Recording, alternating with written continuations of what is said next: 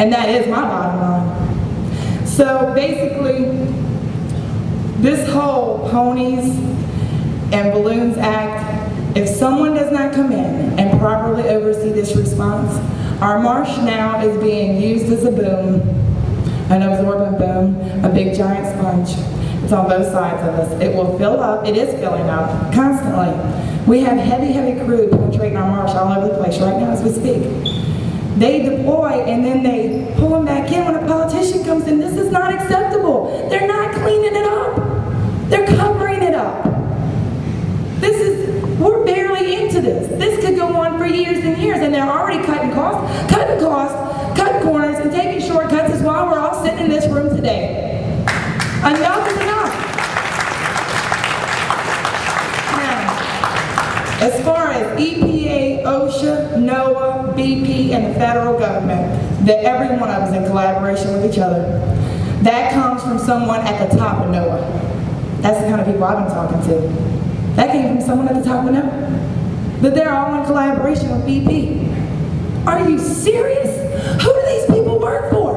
I thought these were our agencies to protect our better interests, our world, our earth, our lives. And what is going on here? Are we that dependent upon these banks to just roll over and let them poison our world and our people in it? This is unacceptable. A week after this started, they want to say nothing's going on, nothing's dying.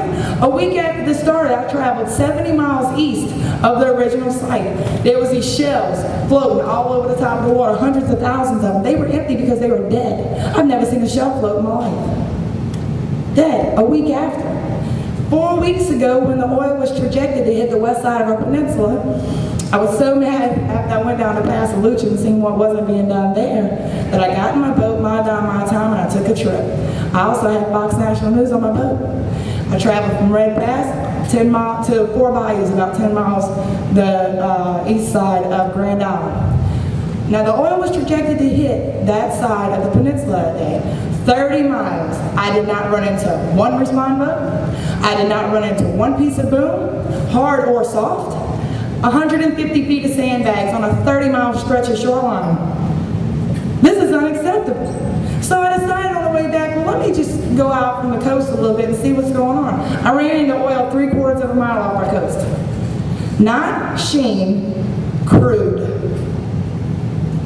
As I'm traveling along back towards Red Pass, I look over the Gulf and I notice that there's big swarms of birds. That's not unusual. I figured they was diving on bait, but what are they diving into the oil sheen? Of course, birds don't know any better. We traveled out towards the birds. I wanted to see what they were diving into. I want to know. As we get out to the birds, I don't know if you've been on the water much or if you've seen a big school of fish. They have like a boil in the water. It looks like a pot boiling. The fish boil the water, it moves. As we drift into it, it's big bull reds with their mouths open on top of the water, laying sideways, swimming upside down in a circle. Again, hundreds of thousands of them, school after school after school. They were dying. They were so disoriented that they were running into the side of my boat. That's a real good question. Fox National News swears it's on their website, but I've searched it up and down. I've even, you know what, I've got the cameraman's phone number in my purse right there. We can call him after and find out exactly where it's at. I've called them and asked them for it over and over again, and they won't give it to me. You know what, everybody is saying a media blackout, a media blackout. Yes ma'am, there is a media blackout.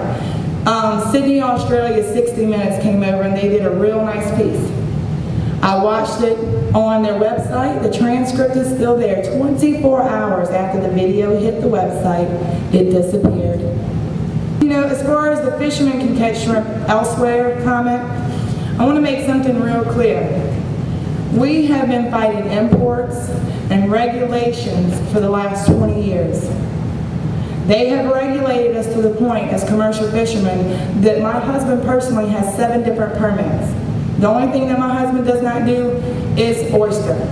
So if there's shrimp somewhere else, or we can use gill net or whatever we need to use in order to provide a food source for this country, a natural way to feed people, then somebody point me in that direction and let me know where it is, because I've looked all over the place. I came back here 4.5 years ago and rebuilt from dirt because this is my home and I love Louisiana. I live right out in the middle of nowhere in the boondocks. The bottom line here is, if the country does not stand up and say no more, we must take action. We cannot sit back, and if this stuff does not stop, guys, this is going to go global. It will destroy 1/3 of the world's water. Bank on it. If they do not stop this, every ocean is connected. It will go on and on and on, as my daughter says, infinity plus 2. Enough's enough. I'll take any questions after. Thank you for listening.